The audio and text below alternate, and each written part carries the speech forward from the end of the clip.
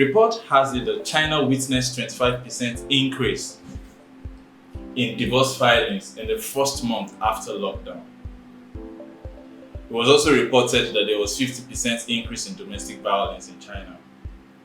India reported 50% increase in domestic violence too. France was 36%, while Australia was 25%. South Africa had over 91,000 cases of domestic violence in the first week of lockdown. Now it is with us in Nigeria. We don't have data like that.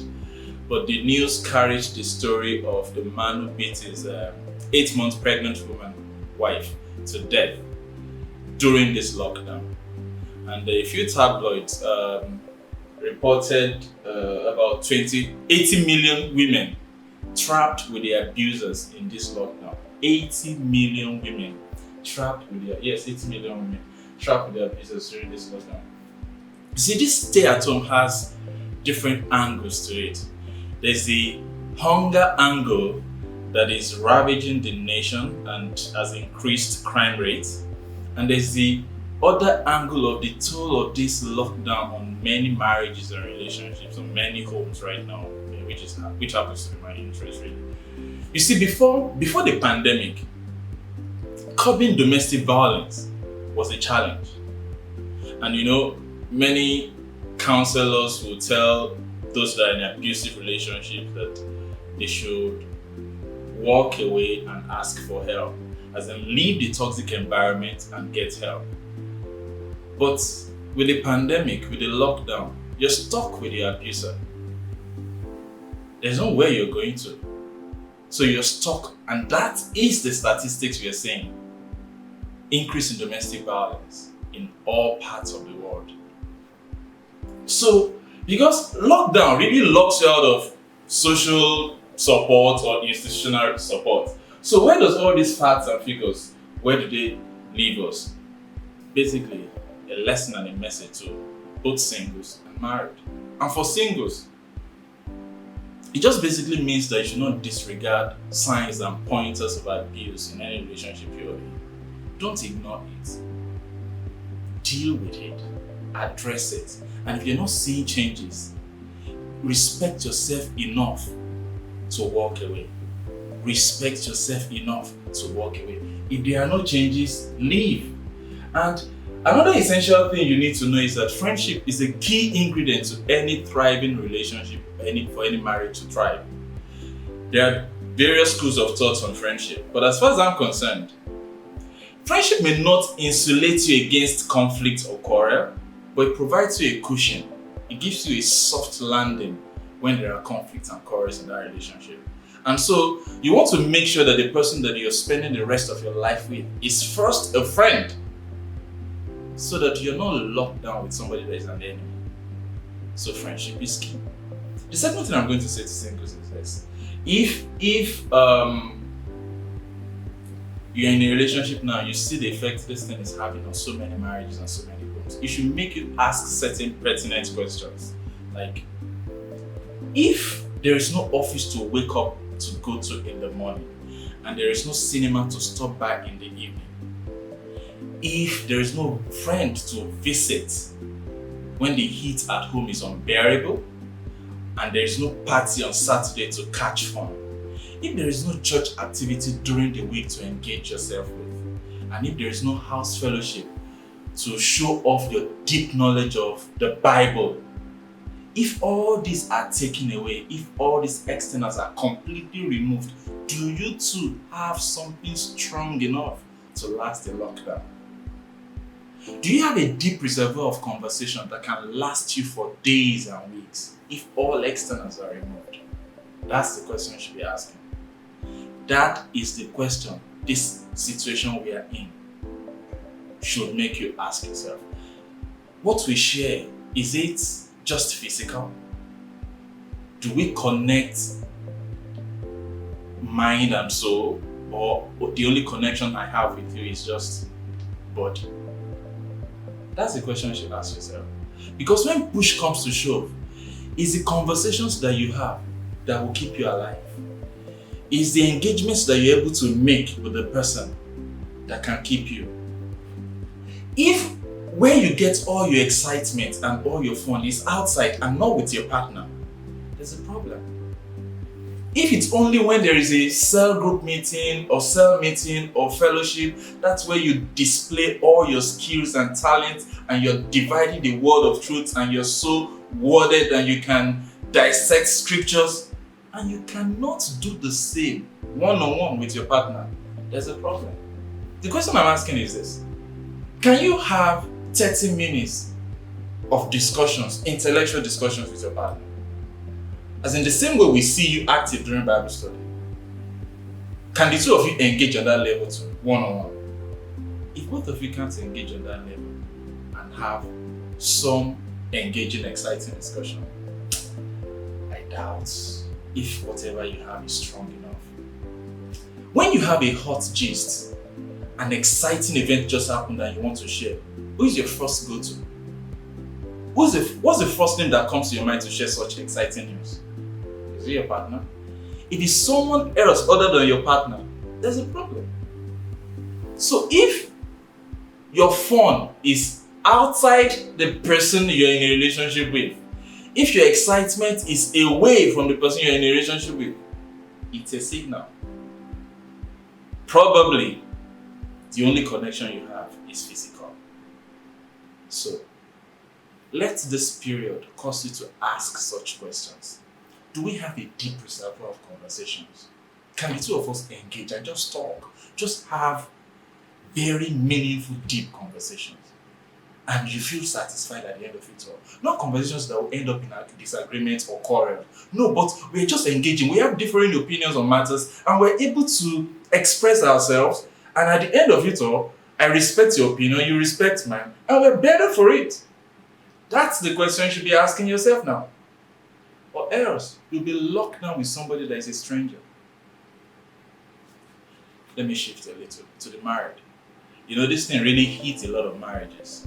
Oh boy, hits many marriages bad. You know why? Let me try and paint a scenario of a regular, random married couple. They wake up 5 a.m. or 6 a.m. in the morning. They leave for work 7 a.m. or 8 a.m. And then they are to work till maybe 6, 7 p.m. Some 8, 9. So let us assume they retire home around 7 p.m. or 8 p.m. And then give them 2-3 hours, they sort out dinner. And then by 11, 12, they are retiring to bed to sleep. Some people, 1 or 2, I won't mention names. So they are retiring to bed to sleep. And then that routine continues again the following day.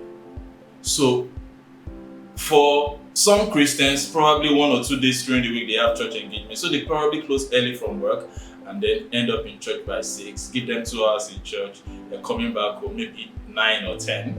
They're getting home. Hopefully they will have taken dinner so that they don't have to eat late. And so they get home, give them 2-3 hours to they sort out dinner. If they have kids to settle, and if they don't have any help at home to assist with those things, they find their way and just sort things out. So 2-3 hours in the evening, and then they retire for the night. And the next day, the routine. Saturday, one party or the other, one engagement, take the children to swimming lesson or to the park, to one party or anything. On Sunday, church takes probably 3-4 hours, and all that. You come back, you have your siesta. That's the routine. So you look at a married couple and you're like, in a day, probably just 2-3 hours they spend together. What am I even saying? 2-3 hours. Out of those 2-3 hours, let's give 1 hour to social media. They have to update themselves on Facebook, Instagram, see what's going on, check Twitter, what's the news, what's trending and all that. And then they have about 20 WhatsApp groups they belong to. And there are hundreds or thousands of messages waiting for them to read. And if they have to respond to so many of them, they have to respond to. So even when they retire home, an average married couple go to their homes in the evening. Husband is busy with his phone. Wife is busy with her phone. They give them 1 hour. So eventually, what time do they have to spend together? What quality time do they have to spend together? Probably 30 minutes, 1 hour before they get tired. Because by the time they are done with their phone, they are fagged out and they want to sleep. Lockdown happened. and then 24/7, we are in each other's faces. And it's like the only place I can travel to is the bedroom, the living room, the bathroom, toilet, kitchen, and you have to stay at home. That's what hits many homes. That's what hits many homes. So, all those time, resources that you invested on externals, friends, hanging out, and you have not used to build yourself, build your family, build your home, lockdown exposed you. And so, first few days, lots of issues, lots of frictions, lots of quarrels. And eventually, you wonder, do I really know the person I got married to? That's what lockdown did to us. Reality shock. What's a lesson for us married folks? When push comes to shove, this period is making us to realize family is first, aside God. When it comes down to it, it's your partner, it's your family, it's your home. Idris Elba tested positive to coronavirus, and his wife chose to quarantine with him. I believe both of them are okay now. She got infected during that period. How many friends of Idris would do that with him? I doubt, if any, would. When it comes down to it, it's your family, it's your partner. So, can this period make us review our priorities and rejig certain things and reconsider some choices and decisions we've made in the past and cause us to divert the energy we use in all the externals and use it in building our homes? Can this lockdown make that happen for us? Okay, maybe you had your first few days rocky and rough. At the end of it all, can you just sit down and have conversation? You see, even if you call a third party to your issues, for your issues, if you go to any counselor, what happens during the session is conversation. But the two of you can actually have it. Can we have conversations? Can we list out the changes that we need to make, the things that we need to adjust? So that when you look back at this period, you'll be grateful that it cost you to pay attention to what matters and then to review your priority.